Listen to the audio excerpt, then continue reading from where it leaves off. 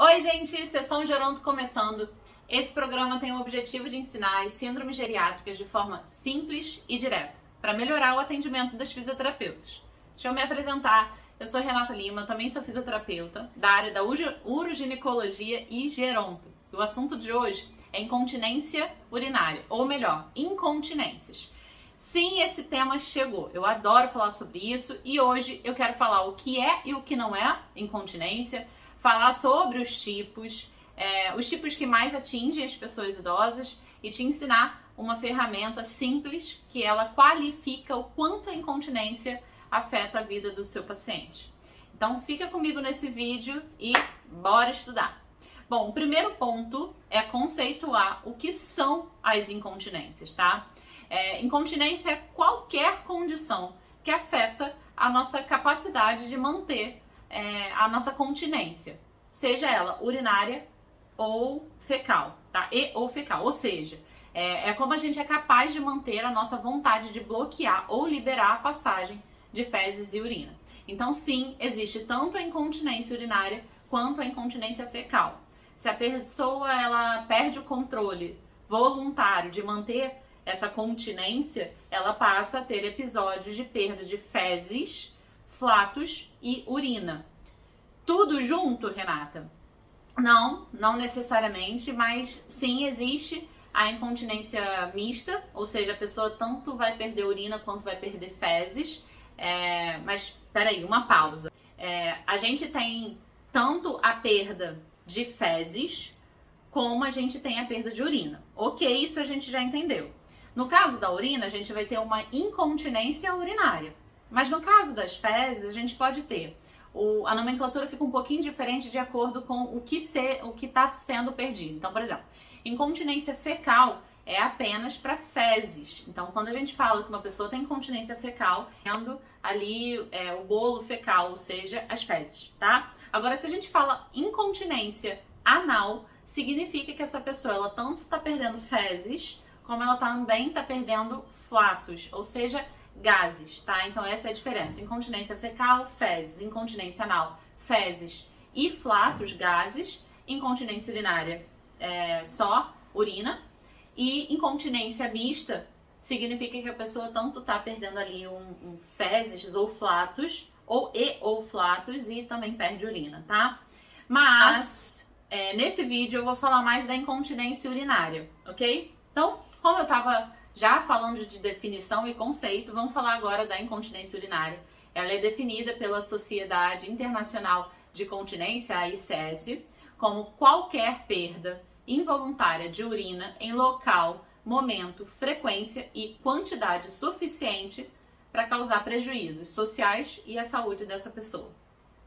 Tem diversos tipos, como por exemplo, incontinência urinária de esforço, que é quando a pessoa ela relata a perda em situações de aumento da pressão intraabdominal. Por exemplo, a pessoa está rindo, está tossindo e aí perde urina. Um exemplo que eu gosto de dar é o seguinte: quando você está atendendo seu paciente e você vai solicitar para fazer um movimento, sei lá, agachamento, vai sentar e levantar da cadeira, e é um esforço, né? E essa pessoa perde gás, isso provavelmente ela tem uma incontinência ali.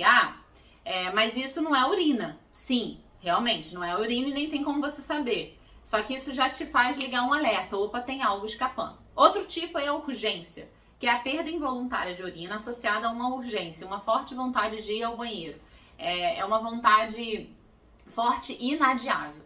Eu gosto de falar também o seguinte exemplo, mais clássico, né, para os pacientes. Quando o senhor ou a senhora está no elevador, começa a sentir uma vontade forte, uma vontade louca de ir ao banheiro, ou quando você está colocando a chave na porta, sente uma vontade louca de correr para ir ao banheiro, pronto, isso é urgência.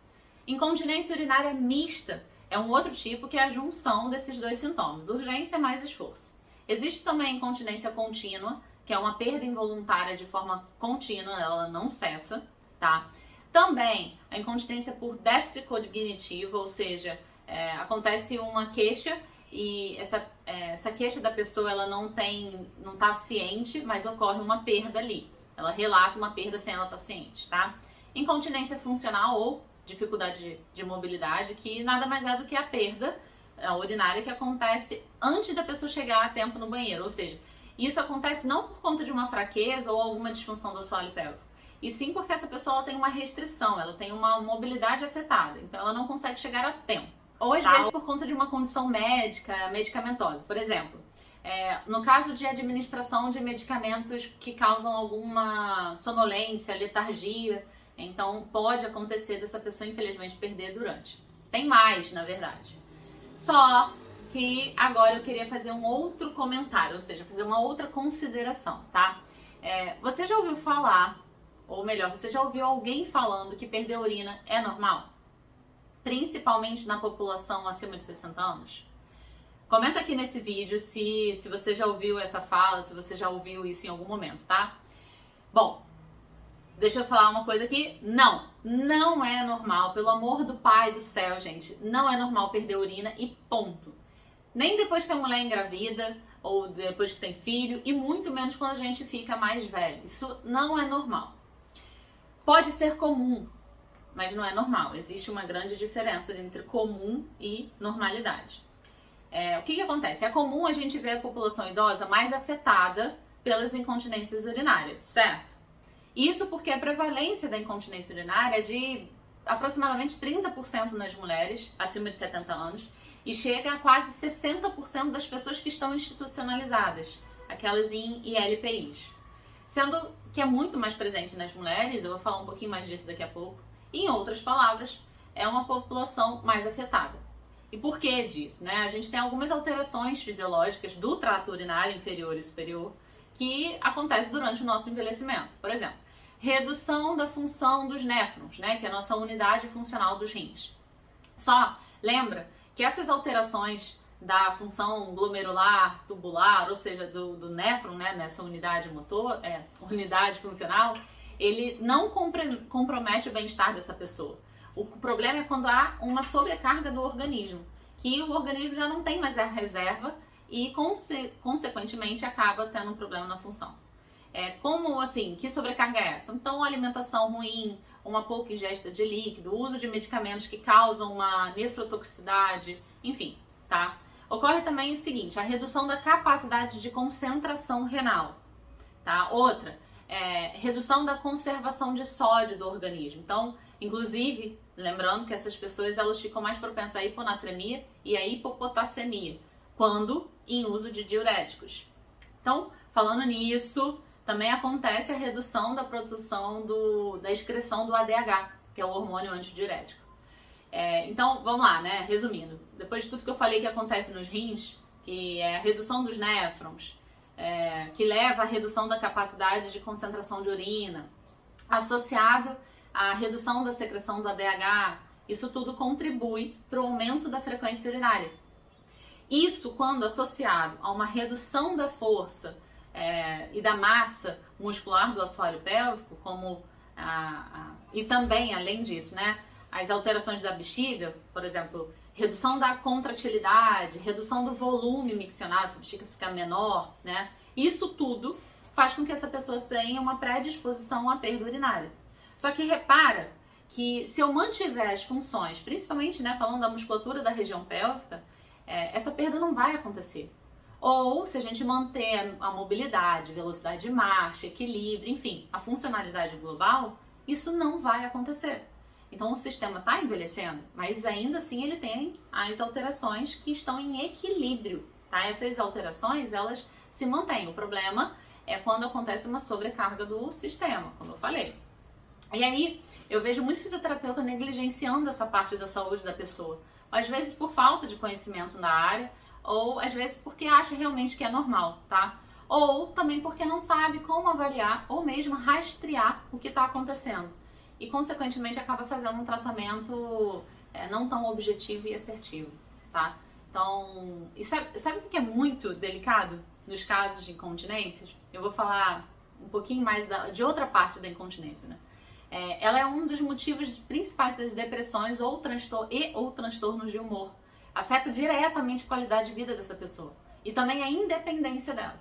E ainda aumenta o risco de queda, ou seja, não dá pra gente achar que é normal do envelhecimento e não se preparar para isso. Sabe por quê? Sabe por que isso impacta tanto a pessoa?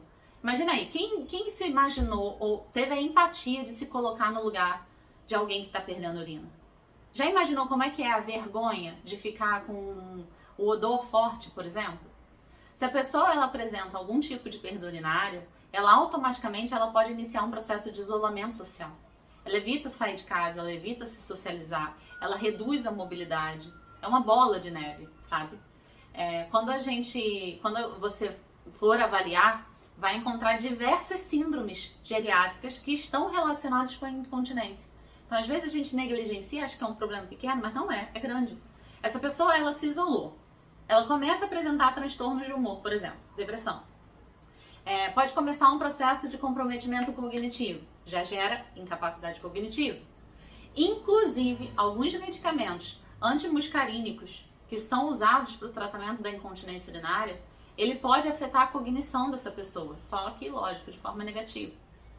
Outra coisa, esse isolamento, ele também, além da incapacidade cognitiva, né, ele pode iniciar uma redução de funcionalidade e originar uma outra síndrome, que é a imobilidade. A pessoa reduz a qualidade da velocidade, da marcha e ainda aumenta ainda mais o risco de queda. Sem contar os casos em que a pessoa tem enurese, ou seja, a perda completa de urina, vulgo xixi na calça, né? E torna o chão escorregadio.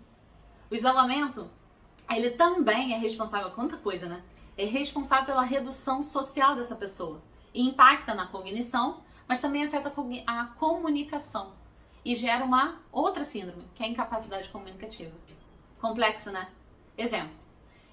Eu tive uma paciente que, anos antes de iniciar o tratamento comigo, evoluiu com uma incontinência urinária de esforço pós-prostatectomia. Um paciente, importante, tá? Entre os homens e as mulheres, a prevalência do tipo de incontinência urinária por esforço é maior nas mulheres. Isso porque a gente tem mais fatores que desencadeiam, como, por exemplo, a anatomia ela é mais favorável para as disfunções. A gestação, tipo ou complicações no parto, o hipoestrogenismo que acontece na menopausa, todos esses fatores aumentam a nossa predisposição. No caso dos homens, é comum a incontinência urinária de esforço somente após a cirurgia da próstata. Esse foi o caso desse paciente na época. Esse senhor fez o tratamento fisioterapêutico, mas não teve sucesso. O fisioterapeuta responsável naquela época, ele não se atentou a todos esses detalhes que eu já falei, né? E aí, enfim, isso mexeu muito com a saúde e com a qualidade de vida dessa pessoa.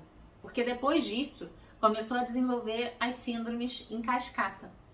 Então, o relato é de que ele era uma pessoa muito ativa, gostava de viajar, de visitar os amigos, a família. Ele deixou de fazer tudo isso por conta da vergonha. De ir na casa das pessoas, de estar cheirando a xixi, que não era o caso dele, mas ele já imaginava isso, tá? O emocional, o psíquico já estavam abalados e iniciou um quadro de isolamento. Reduziu o convívio social, impactou no humor, na mobilidade, enfim. Olha a quantidade de síndrome que está relacionada.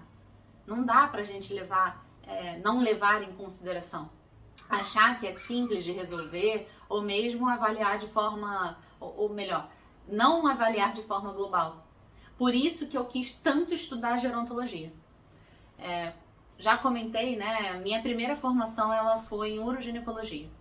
Quando eu iniciei nessa área, que é a minha paixão, eu fui direto atender o público 60+, justamente por tudo aquilo que eu já comentei. Só que eu comecei a ficar um pouco incomodada em não avaliar aquela pessoa de forma multidimensional.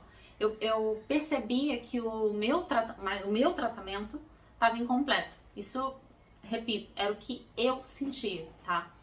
E aí eu resolvi me preparar melhor para essa população que mais cresce mundialmente. E por isso que eu defendo tanto a geronto, para todas as áreas, tá? Através dela eu consegui me sentir mais preparada para fazer uma avaliação ampla e conseguir abordar e tratar os meus pacientes de forma muito mais confiante e tendo, lógico, um resultado mais confiante também.